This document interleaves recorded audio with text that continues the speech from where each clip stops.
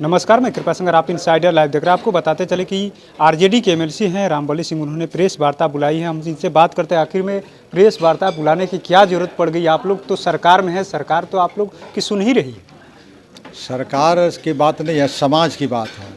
और समाज जो है आज 110 जाति का समाज ये बिल्कुल आंदोलित है। मैं तो यह भी कह रहा हूँ कि यह जो दल बना है वो कर्पूरी ठाकुर के रास्ते पर, उनके कदमों पर बना है, उनके नीतियों पर बनी है, लोहिया की नीतियों पर बनी है, जेपी के नीतियों पर बनी है दल।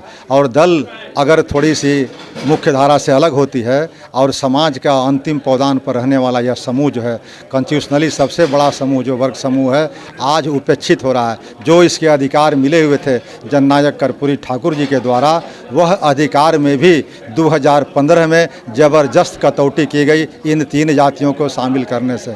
इसलिए सरकार का परम दायित्व है कि पहले 7 साल आपको देखने का मौका मिला, आप आंकड़ों के आईने में जाएं और देख करके अविलंब निर्णय लें। हम लोग आंदोलन वापस कर लेंगे। किन किन मांगों को लेकर के? पहला मांग था तेली, तमोली, दांगी जो अपेक्षाकृत संपन्न जातियां हैं। बिहार में सब लोग इस बात को जानते हैं कि आज सबसे बड़ा जीएसटी देता है बिहार में, तो उस जाति का नाम तेली जाति है। और तेली जाति को जब सबसे बड़ा धनी मनी कास्ट है तो उसको अति पिछड़ा में देने की क्या ज़रूरत थी। आज निकाय का चुनाव हुआ, निकाय के चुनाव में वह जादव और कुर्मी जातियों को भी पीछे छोड़ने का काम किया। 17 नगर निगम के मेयर में से 7 पदों पर लेकर के सबसे आगे है। और आज जादव को 1 मिला, कुर्मी को 1 भी नहीं मिला। इसलिए आप उस तेली को अति पिछड़ा में डाल करके अति पिछड़ा के लोगों के साथ हक और हकूक़ के साथ आपने खिलवाड़ किया है। इसलिए हम लोग आंदोलित हैं।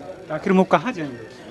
उनका एक अलग ग्रुप बना दिया जाए, जो उनकी जनसंख्या है। हमारे पुरखे नारा क्या लगाते थे, जिसकी जितनी संख्या भारी उसकी उतनी भागीदारी। आरक्षण का फॉर्मूला यही है, आरक्षण का कंसेप्ट यही है कि अगर उनका रिप्रेजेंटेशन नहीं मिल रहा है तब उनको आरक्षण दिया जाए। उनका रिप्रेजेंटेशन अगर मिल रहा है तो उनको आरक्षण की ज़रूरत नहीं है। लेकिन आज आप देखिए, आंकड़ों के आईने में देखिए कि तेली समाज का आज आरक्षण कितना ज़रूरत है या कितना ज़रूरत नहीं है। अगर ज़रूरत है तो उसको एक अलग श्रेणी बना करके उनके साथ जो चलने वाले समकक्ष जातियां हैं उनको उस श्रेणी में डालिए और हम लोग को कम से कम बकस दीजिए।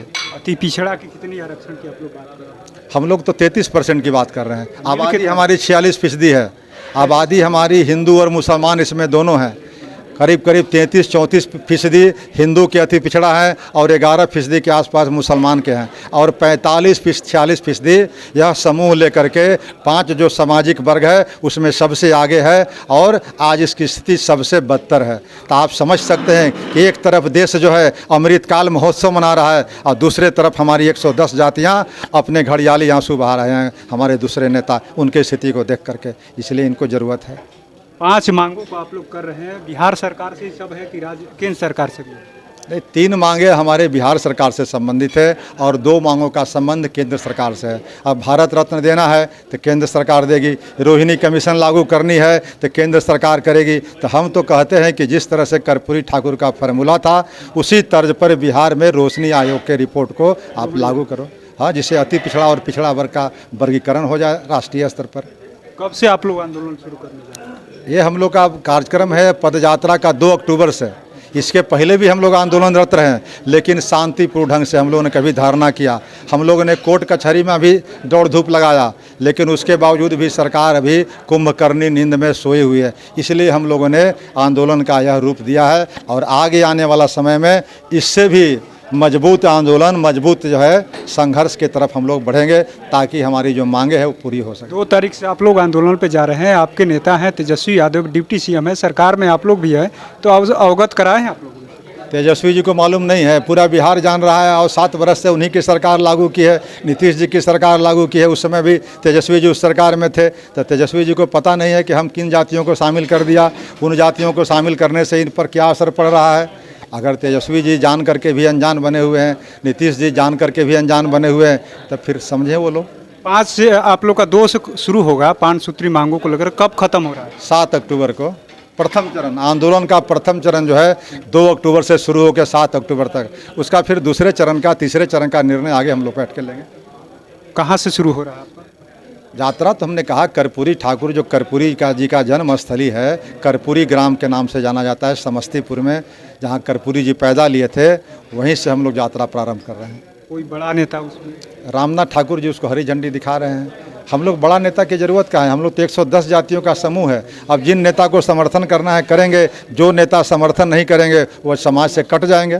7 तारीख को हम तो मुद्दे की बात करें, व्यक्ति की बात नहीं है। 7 को पटना में खत्म होगा। हाँ, 7 को पटना में बड़ा धूमधाम से ख़त्म होगा, लाखों लोगों की संख्या में ख़त्म होगा। बिहार के जमात के लोग, बिहार के हर ज़िले से लोग उसमें मिलर स्कूल मैदान में आएंगे और उसको समापन समारोह में भाग लेंगे।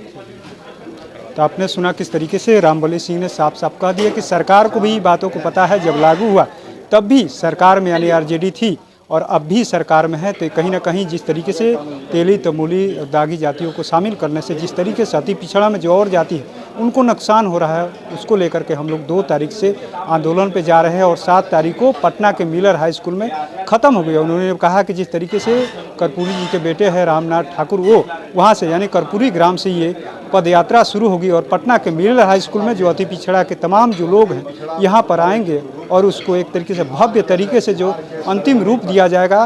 पहले चरण की जिस तरीके से ये अति पिछड़ा की बात कर रहे हैं, यात्रा निकल रही है, पहले चरण की समापन किया जाए। तो ऐसे ही तमाम अपडेट से जुड़े रहने के लिए इनसाइडर लाइव देखते रहें।